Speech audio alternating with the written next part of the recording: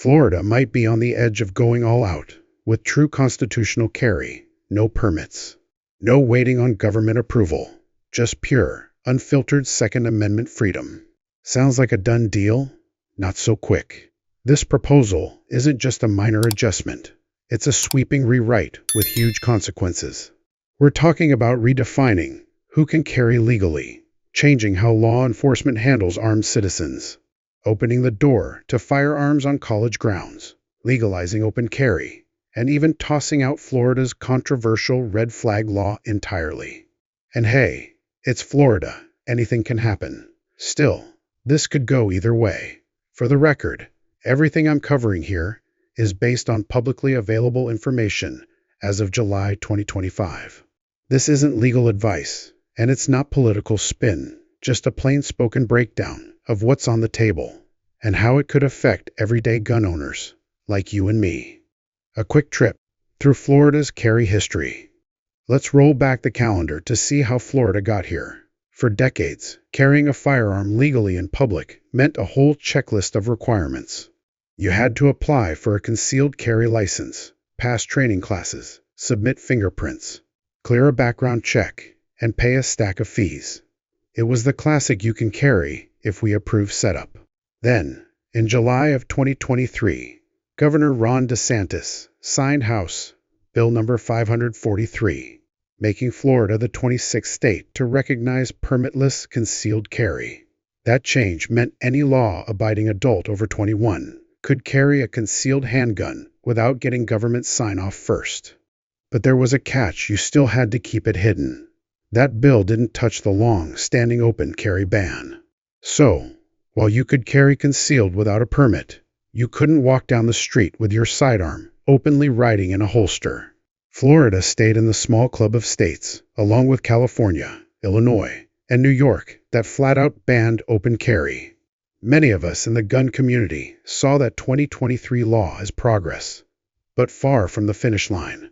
For true constitutional carry, you need both concealed and open carry without state interference. And that target might finally be in sight. What House Bill 31 is aiming for. Now comes House Bill number 31, introduced in December 2024 by Representative Joel Rudman from Navarre, who's leaving state politics and aiming for Congress. He's not pulling punches here. This is a top-to-bottom overhaul. First off, HB 31 would completely lift the ban on open carry. That means Floridians could legally carry a firearm openly in most public spaces. No more worrying about your shirt riding up and printing. But Rudman isn't stopping there. The bill also aims to expand where firearms are allowed, including on college campuses and other areas that have long been off-limits. That's a major shift, though certain spots under federal control, like polling stations and some campus facilities, would likely become legal battlegrounds. Here's where it gets even more heated. HB 31 also calls for eliminating Florida's red flag law, which was passed after the Parkland tragedy. That law currently allows family members or police to ask a judge to temporarily take firearms from someone deemed a risk. Rudman's stance is clear in his own words. My bill repeals Florida's unconstitutional red flag laws and makes Florida an open carry state. Shall not be infringed will mean something here in the gunshine state. Gun rights groups are already lining up behind the push. Florida Carry, Incorporated, one of the most active pro-gun organizations in the state, has been fighting for open carry for years and views this bill as their best shot yet. They've even been involved in federal court challenges, claiming Florida's open carry prohibition flat out violates the Second Amendment. The pushback is already here. Let's be real, not everybody's excited. Law enforcement leaders have been quick to voice concerns about open carry. The Florida Sheriff's Association didn't oppose permitless concealed carry back in 2023, but they're digging in their heels here. Pinellas County Sheriff Bob Gualtieri openly calls himself a firm opponent of open carry, saying it doesn't add anything to public safety. Critics also note that constitutional carry expansion doesn't mean zero rules. You'd still need to be at least 21, have no felony convictions, and be legally eligible to own a gun. And unsurprisingly, anti-gun politicians and gun control groups are sounding the alarm. They point to tragedies like Pulse and Parkland as reasons Florida shouldn't loosen carry laws, especially when it comes to scrapping red flag measures, which they argue are one of the few proactive tools for stopping a potential threat. Even if that repeal passes, legal challenges are almost guaranteed. Courts have upheld similar laws in other states, citing public safety as justification. Public opinion could be the wild card here.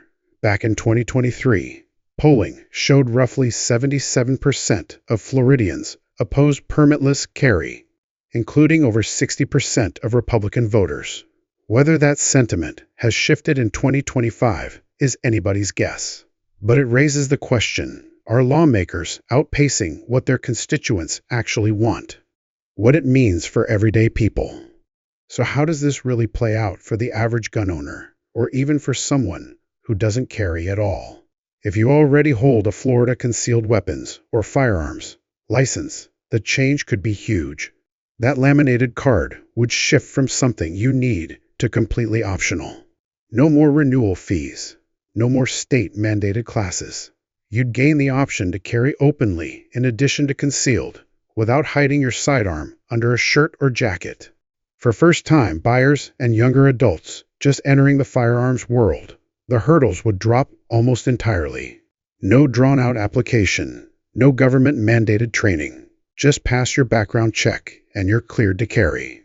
Out-of-state visitors would also see Florida as even more gun-friendly. Since the 2023 permitless concealed carry law, non-residents have been able to carry concealed here without jumping through licensing hoops. Add open carry to that equation, and the Sunshine State becomes a top travel destination for shooters from states like California or New York, who are used to much tighter restrictions. One caution, though crossing into states like Georgia or Alabama could still be a headache. Those states don't automatically honor Florida's permitless carry, so having a valid CWFLL in your wallet might still be worth it when traveling. Training requirements would vanish entirely, leaving education and skill development up to the individual. Many responsible gun owners would still seek out training, but it would be personal choice, not a legal hurdle. That prospect has safety advocates worried. The idea of untrained carriers, especially those openly armed, makes some people uneasy. Business owners could also be put in a bind. They can still prohibit firearms on private property, but enforcing that becomes trickier when carry both concealed and open is more widespread. What happens next? House Bill 31 was only filed this past December, so it's still in the early stages. It must pass several committee hearings, where lawmakers will dig into details, hear testimony, and weigh political risks. Given the Republican supermajority in both chambers, the bill has a strong chance of advancing, but nothing is guaranteed.